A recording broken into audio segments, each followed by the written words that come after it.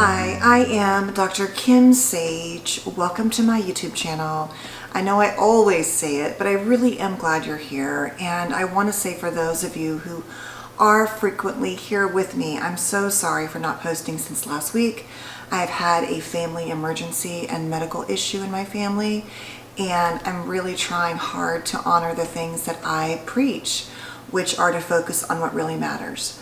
It has been a struggle with my internal self, feeling like I'm not doing what I'm supposed to be doing, but I'm trying to figure out how to manage posting and sharing the things I so much want to share here with you all, and also taking care of myself. And as I've shared, I'm pretty much on my own with 4 children who are now almost adults, but that doesn't mean when your kids, leave the nest that things don't still happen. And so that's what's been going on, and I hope you will just forgive me for not, sticking to my schedule. I may reduce posting by a few days. I haven't decided yet, but I'm really excited about some stuff I want to share this next few days with you.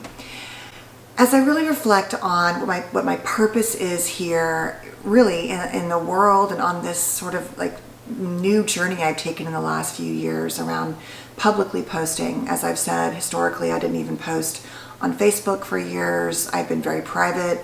I just didn't want to share things. And as a psychologist, it's important to me to maintain my professionalism and also my ability to be able to sit with people in all their different experiences without my own story, and yet also living in a time now where so many people, including therapists and psychologists, are sharing more and being a bit more vulnerable. And I also see that that's valuable.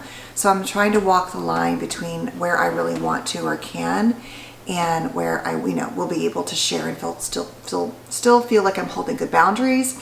I will say that I am sharing more and more, and I really do believe that there's so much more I want to share, because I think it helps me understand not just your story, but pain and suffering in general. And I just think that that's valuable, but we also want to hold the clinical piece and the professional piece. So that's what I'm trying to do. Really quickly, if you are new here, you can fast forward right now if you're not, but these are some examples of the PDF files from the online courses I've created, truly around all of the issues around difficult and complicated and often traumatic childhoods. The first one is my flagship course. It is about how to heal and deal when you were raised with parents who may have suffered from some form of borderline or narcissism, untreated, extreme immaturity, emotional safety issues, things like that, or more.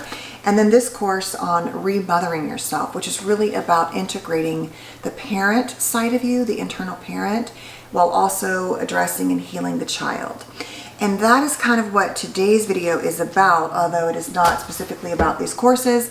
I think I'm going to add some extra videos in the courses around these topics, because I've sort of formulated some ideas that I think I wanted to share with you, that I think about when I think about helping patients and how I think about cases. So also, just real quick, if you do want to subscribe, I would love for you to do so. Please check that little box and that little button, and then you'll get notified when I post new videos, and hopefully, learn and grow with me and everyone else that's here. Okay, let's get into this concept I want to share. I was really thinking about how we use the word toxic parenting, and I understand why that word has been chosen. I don't love that word, because I think that it pathologizes often the wounds of the parents, and yet as someone who has been on the receiving end of what we would often call toxic parents, I want to always hold compassion, but also hold accountability, and most importantly on this channel, provide validation for those of us who really were innocent victims of these parents and their struggle, regardless of whether it was their own trauma, their genetics, their immaturity, whatever it was. It's very, very impactful. And we know now how frequent and common childhood trauma is, and I truly believe that complicated relational trauma in families where it's not always bad, it's behind closed doors, the things that happen to us most often, I believe, are generally the most wounding, outside of course, acts of violence and things like that. But in the very place where you should have been safe, I believe there is a very special and unique wound that can live with us long after childhood. So I was thinking about this word toxic, and I was thinking about how I think of people's struggles when they come to see me and when I built the courses. And in my mind, it's really about these fragmentations, these fractured pieces of how the parents engaged with us and how they impacted us. And so instead of getting like a generally whole dynamic where we learned about emotions and feelings and they were generally safe and we got to experience generally safe relational dynamics, and our bodies weren't always hyperactivated and hypervigilant because we didn't have to always be on guard. There might be some fragments there, but that would be a more whole childhood. But for many of us, there's all these broken off pieces that we just didn't get. And so, but they're different for all of us. So we may have had a parent who was, emotionally safe, but like super anxious and super in their own fear, and or fought a lot with the other parent. And so they didn't necessarily, yell at us, but we were exposed to chronic yelling. But they were also able to provide general consistency in terms of safety, in terms of food, clothing, and shelter. Or they would also discuss our feelings with them or how we felt, but then we also had to kind of protect ourselves from the chaos. So what I'm basically saying is that I think in my mind, there are three main groups that I believe that we get fractured into. And then I think those get split up in our lives in how we hold the inner child in ourselves and the inner parent. And so I'm going to go through today's video on sort of an assessment about what creates a more fragmented childhood or fragmented type parenting. Then I'm going to explain to you in tomorrow's video what I see as those pieces that need to be healed and how I think about people's fractures or fragments. And then I'm going to go into a little bit further into the model in my mind and kind of share how I use this technique to help me understand my own inner child wounds. And I've really been using it on myself. And let me just say, most of these concepts are not generally new. They are connected to parts work and internal family systems. They're connected to inner child work. They're, it's not like I just reinvented the wheel. I just want to share with you though, kind of how I think of it, because really what I want to do here, I'm always asking myself, should I be sharing this or that? And what I really want is to kind of give you what I believe I did not receive and what I think most of us didn't, which is if I had understood the impact of my childhood so much earlier, I truly believe it would have changed the course of my life. And I think that there's so much more talk now with therapy stuff in the world, but it's pretty hard to access and to understand and get that holistic perspective. And so that is kind of what I want to do here. Okay, so let's go through the questions today. And then as I said, the next few videos will go further into detail about the fragments and then a technique that I think is really helpful. So I'm going to go through 15 questions or statements here that you would either answer yes or no to, or generally, agree with or disagree with. And I would just say that while there's no specific number, if there's more than a couple, there's probably some trauma there, most likely some kind of complex trauma or some kind of wound at a minimum. And then the more of these you say yes to, the more I think it can point you in the direction of seeking help and support and understanding yourself through therapy and books and podcasts and courses and whatever you can get your hands on. I know it's also not always easy. So let's get into the first question.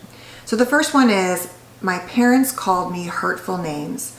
They often insulted me or humiliated me or just made me feel ashamed of myself much of the time or most of the time. Number 2, my parents were chronically or often critical. Number 3, I was not allowed to express anger toward my parent, and if I did so, I would be punished for it. Number 4, my parents used physical discipline often. I would say some parents occasionally might, spank a child, but we're talking about significant or ongoing, or the standard being physical punishment. Number 5, I was afraid of my parent when they were angry. I would be terrified and scared the minute that I heard anger happening in the house. Number 6, my parents suffered a serious mental illness that mostly remained untreated and significantly impacted our family. And I would say that also can include physical illnesses with mental components. So it could be a chronic fatigue that had a depression component. It could be, any chronic illness that remained mostly untreated, and that was significantly impactful in how they could take care of you, how they engaged with you, etc. Number 7, my parent drank and or used substances, and when they drank or used those substances, I was always very aware or looking out for them to be doing so. So that role of the substance use was an impactful part of my childhood in some way. Even if they were happy partiers, right? That just, it could be anything, but if there was any kind of substance and you knew about it and it was a pattern, that's what I'm talking about. Number 8, my parent put me in an adult role. I felt like the best friend or the adult in the relationship, and or I felt like it was my job to take care of them emotionally, to help them deal with their relationships, or to make them happy, or just generally okay. Somehow that was on you as a child. Number 9, my parent never encouraged or allowed me to express emotions. There was just really not, either they weren't encouraged, they were shut down, or never even asked about how I felt. Number 10, I would be punished for crying or for being upset. My parents were very confusing. They could be very loving and protective, but also very angry and upset and cruel or harsh in some way towards me and or the other parent that I witnessed. Number 12, I never knew what would set them off. I often walked on eggshells and felt like I had to tiptoe around my childhood because I never knew what emotional response they would have. Number 13, my parents did things to me that were not okay, that were dangerous or hurtful, which they told me not to tell anyone about, and or they enabled and allowed someone else to do those things to me, and I was expected to keep all of that secret. In fact, secrets are part of my story for many people in this dynamic, or normalized. Number 14, my parents neglected to care for my basic needs, food, clothes, shelter, anything like that.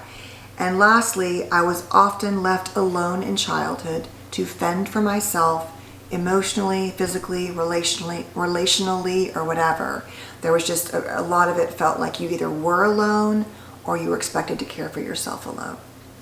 So that is really the list today. There might be more to this, but I would say generally speaking, we're talking about emotional neglect. We're talking about emotional wounding. We're talking about potential physical or other types of wounding. We're really talking about patterns, not about the season where a parent was struggling, but for the most part, chronic and repeated patterns. It doesn't mean though, if there was a season of something like this happening, that it also wasn't traumatic and impactful, because trauma is different for all of us. I'm just talking about fragmented parenting in terms of like an overarching dynamic. But please don't minimize in yourself however this happened. If it was at one parent's house but not the other, doesn't matter. If you were exposed to these feelings of lack of safety in all regards and stability, then there can often be wounding there. So that is it for today's video. Thank you so much for being here. Please stay safe and well, and I'll see you tomorrow. Take care.